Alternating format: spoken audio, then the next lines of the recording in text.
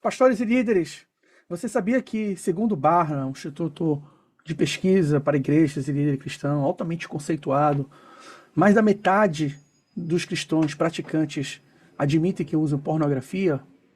A pornografia está mais prontamente disponível e consumida por um público maior do que nunca antes. E aqui estão algumas tendências que o Barna, num estudo que ele fez sobre pornografia, 61% dos adultos nos Estados Unidos relatam assistir pornografia. E metade deles diz que ninguém sabe sobre a luta. Embora o uso da pornografia seja mais prevalente entre homens, uma proporção significativa de mulheres também assiste pornografia. Apenas 10% dos cristãos dos Estados Unidos e adultos religiosos dizem que sua igreja oferece programas para ajudar aqueles que lutam contra a pornografia.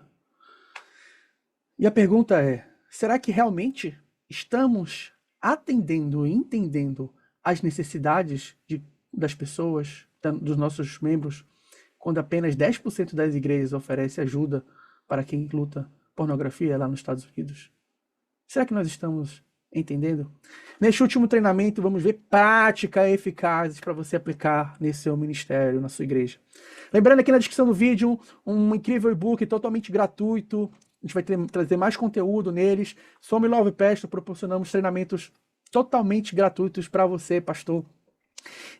Link do nosso grupo no WhatsApp, sem spam, sem conversas, apenas para notificar você toda vez que nós publicarmos um novo vídeo ou um novo e-book, você vai receber. Só clicar lá e entrar no nosso grupo. Então, somando tudo que a gente viu neste último vídeo da série, devemos criar uma cultura que incentiva as pessoas a exporem suas necessidades, suas dificuldades, seus pecados, sem ser acusadas.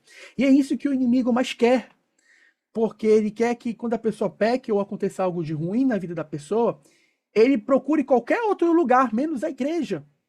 Porque ele vai colocar ali na cabeça o julgamento, o que as pessoas vão falar de mim, quando deveria ser justamente o oposto, ao contrário. Então, mas muitas vezes, por a gente não criar ou ter uma cultura que protege a imagem das pessoas e de não expor, ou de não realmente ajudar essas pessoas nesse momento que elas precisam, essas pessoas às vezes não vêm relatar isso a nós. Às vezes é uma cultura de julgamento que outros membros vêm de outras igrejas, que você sabe que acontece muito isso. Então lembre-se, você não deve ter apenas essa cultura, pastor, mas é importante você comunicar essa cultura para a sua igreja, que não vai sair expondo essas pessoas, não sai expondo o que acontece, o que fala ali no aconselhamento. E isso as pessoas vão se sentir seguras, certo? Isso é um ponto muito importante, crucial. Eu vejo, às vezes, muitos ministérios bons, ministérios de Deus, mas falham nesse aspecto e a gente acaba não sendo muito efetivo e a gente tende a perder muito, muito mesmo. O segundo ponto que eu quero trazer também é nós sermos ofensivos com as necessidades das pessoas. Hoje, a gente precisa de muito mais poder e do Espírito Santo para se libertar de traumas e vícios. As pessoas estão em níveis muito mais profundos de traumas, em abismos muito mais profundos do que antigamente. E a gente precisa muito mais do Espírito Santo. Antigamente, as leis e os costumes eram muitos cristãos. No passado, tinha muito costume cristão. Hoje, as tentações e o pecado batem muito mais na porta da pessoa.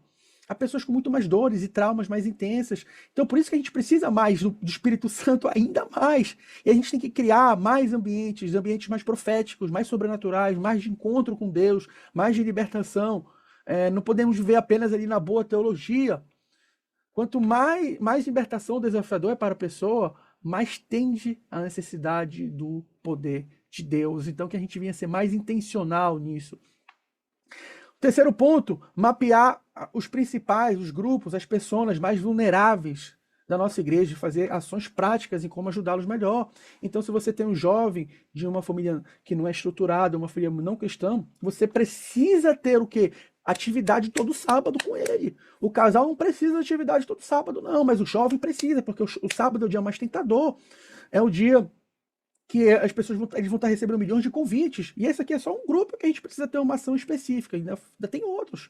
Os idosos, eles precisam de sociabilidade, eles precisam de reuniões que eles vão conhecer outros, que eles podem, nem que seja aquelas reuniões de senhora, que só vinha ter 7 pessoas, Não é uma reunião para toda a igreja, às vezes você não vai nem anunciar isso toda hora na sua rede social, mas elas precisam disso, nem que seja 7 pessoas, mas isso vai ser importante para elas. Tem um discipulado, pastor, mais prático na vida das pessoas. Um discipulado que vai além do ensino teórico, mas que alcance na vida diária delas. Então, algumas coisas para a gente tornar o discipulado mais prático é a aplicação direta dos princípios bíblicos. Então, aborda ensinamentos até de livros muito conhecidos, como Deus é Bom, do Bill Johnson, que vai ampliar e transformar e conhecer mais a bondade de Deus, não ficar apenas ali no teórico, mas se tornar algo para o dia a dia, principalmente para a vida diária.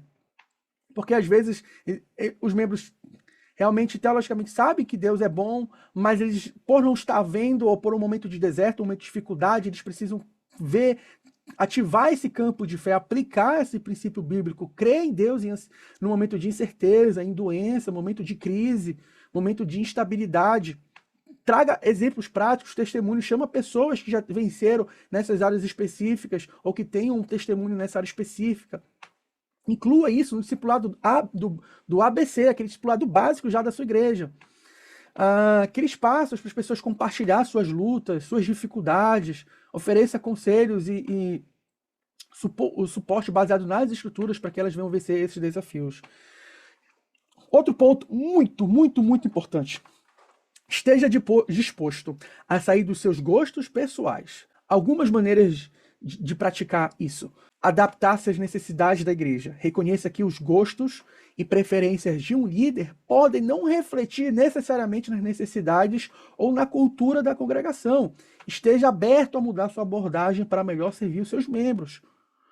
Culturalmente relevante, avalie o contexto cultural e social dos seus membros. Talvez seja necessário adaptar estilos de adoração, ministério, comunicação, formato dos cultos, forma de servir, variedade de opções de ministério. Permita que diferentes formas de expressões e gostos sejam incluídos no ministério. Tem atividades que atendem diferentes grupos etários, até novas formas de engajar com a comunidade. E é muito interessante que eles utilizam muito lá nos Estados Unidos, que é o modelo free market. Eles utilizam muito nos pequenos grupos, que é uma abordagem flexível, centrada nas pessoas, permitindo que os membros da igreja formem grupos baseados em interesse, necessidades ou estações da vida, em vez de um currículo rígido ou formato imposto pela liderança. Basicamente, o modelo free market é, se você tem membros que gostam de jogar golfe, não tem problema. O pequeno grupo, a célula deles vai ser durante uma partida de golfe, antes ou depois. Então, eles vão jogar golfe antes ou depois. Eles fazem ali o pequeno grupo. Isso já inclui ali no cotidiano da vida deles. Tenha líderes ou membros de sua confiança, quais pertencem a algumas das pessoas mais comuns perto de você. Essa é uma outra chave. Por quê? Porque você sempre vai estar ouvindo a sua perspectiva, o feedback deles, você pode consultá-los quando você pode perguntar, será que isso vai fazer sentido para essa persona muito comum na nossa igreja? A gente já viu que nós temos uma deficiência de nós mesmos entender as necessidades dos outros. Então, você se circular dessas pessoas, isso vai ser uma chave essencialmente muito importante para você atender.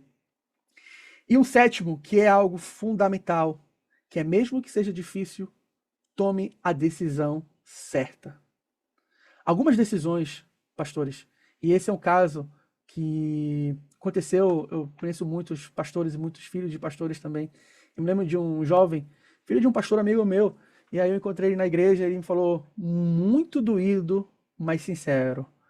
Renan, eu estou nessa igreja grande aqui, na minha não tem tão jovens, e é difícil para mim, porque eu preciso fazer amizade com pessoas da minha idade. Foi difícil para o meu pai aceitar isso, mas é melhor eu estar aqui, eu me sinto melhor, eu me sinto bem, pois tenho pessoas da minha idade, estou conseguindo fazer amizades, amigos. E eu quero deixar essa reflexão. Se sua igreja não tivesse jovens, você permitiria seu filho congregar em outra igreja para atender a necessidade, para que ele pudesse se sentir bem numa comunidade e ficar animado para crescer espiritualmente, estar na presença de Deus? Porque não é sobre culto, você precisa ter uma comunidade. E comunidade, para um público, para um grupo, pode não significar necessariamente para outro. Isso varia. É uma decisão difícil, mas assim, foi muito importante. Aquele pai do meu amigo e meu amigo também tomar isso. Às vezes é difícil isso, mas é necessário, foi necessário para a vida dele. E hoje ele está feliz, dando fruto, seguindo os caminhos do Senhor. Mas e se o pai permanecesse, não, tem que congregar comigo? Será que ele estaria feliz na igreja? Será que poderia acontecer outras coisas? Desanimar com o ministério, como muitas famílias desanimaram filhos de pastores. E um outro ponto muito importante é a gente conhecer a pirâmide de Maslow e estudar psicologia, pastor. Irá lhe ajudar ainda mais a conhecer a natureza e as necessidades do ser humano. Mas o próprio Jesus não se confiava a eles, porque conhecia a todos e não precisava de alguém que lhe desse testemunho a respeito do homem, porque ele sabia o que era a natureza humana. Conheça isso, que cada pessoa precisa. Seja um estudioso da natureza humana. E a chave bônus para você é que o mesmo subgrupo, por exemplo, uma família do casal e dos filhos, pode ter aspectos, necessidades diferentes, não somente por ser uma família, mas pelo aspecto familiar, mas sim pelo aspecto econômico. Porque é preciso a gente ter em mente que fazer igrejas para ricos, classe média, não é a mesma coisa de fazer para igrejas para pessoas pobres ou vice-versa. Eles podem ter necessidades espirituais básicas, segurança emocionais muito parecidas, mas os aspectos sociais deles são diferentes. Quero agradecer a todos por assistir essa série. Foi de coração, feito para você. Deus abençoe, eu espero que tenha abençoado tremendamente. Lembre-se de baixar nosso e-book. Muito obrigado.